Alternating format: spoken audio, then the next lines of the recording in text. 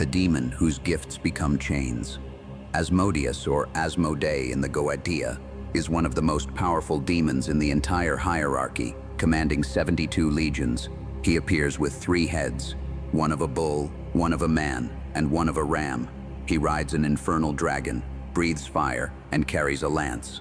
The Goetia describes Asmodee as a teacher of mathematics, astronomy, and all handicrafts. He can make men invisible, reveal treasure, and answer any question put to him. These gifts sound valuable: knowledge, wealth, power. So why is he on this list? Because Asmodeus is the demon of escalation. He doesn't destroy you immediately. He gives you exactly what you asked for, then ensures that what you receive destroys you slowly. In apocryphal Jewish texts, particularly the Book of Tobit, Asmodeus is described as a demon who killed 7 husbands of a woman named Sarah, murdering each on their wedding night before the marriage could be consummated. He's the demon of lust, but also of jealousy, rage, and possession. This mythological role reveals Asmodeus's true nature. He doesn't just corrupt through lust, he corrupts through attachment. He gives you something you desire intensely, then ensures you cannot let it go, even as it destroys you. Medieval grimoires document magicians who summoned Asmodeus for knowledge of mathematics and geometry, legitimate intellectual pursuits. Many succeeded, gaining profound insights that advanced their work. But these same magicians became increasingly isolated, obsessed with their studies to the exclusion of all else. Families abandoned, health neglected, social connections severed, all in pursuit of the knowledge Asmodeus provided. The pattern is insidious. Asmodeus gives real, genuine gifts. The knowledge is accurate, the wealth is actual, the power is functional. But each gift comes with an invisible hook that slowly pulls you away from everything that makes life meaningful until you exist only in service to your obsession. This is different from Beleth's immediate dramatic destruction.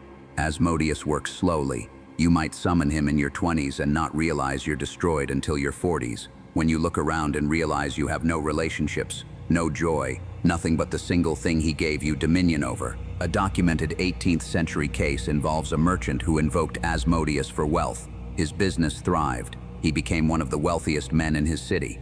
But he also became paranoid about losing his wealth, hoarding obsessively, trusting no one, living in isolation despite his riches. When he died, his fortune went unclaimed because he had no family, no friends, no one who cared. Modern practitioners report similar patterns.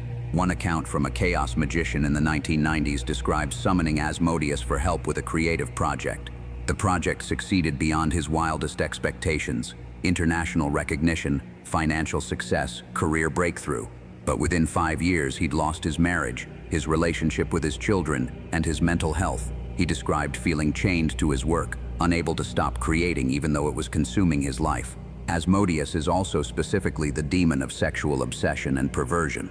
Multiple accounts describe people who invoked him for sexual prowess or attraction developing increasingly extreme and ultimately destructive sexual appetites. What begins as enhanced desire escalates into addiction, compulsion, and behavior that destroys relationships and careers. There's a theory in demonology that Asmodeus was once a seraph, one of the highest-ranking angels, making his knowledge of divine mathematics and cosmic order legitimate. But his fall corrupted that knowledge, twisting it into something that appears beneficial but leads to spiritual death. The specific danger of Asmodeus is that you won't realize you're compromised until it's too late. The gifts are real, but slowly, imperceptibly, you're being hollowed out. Your humanity, your connections, your soul traded piece by piece for accomplishments that mean nothing in the end.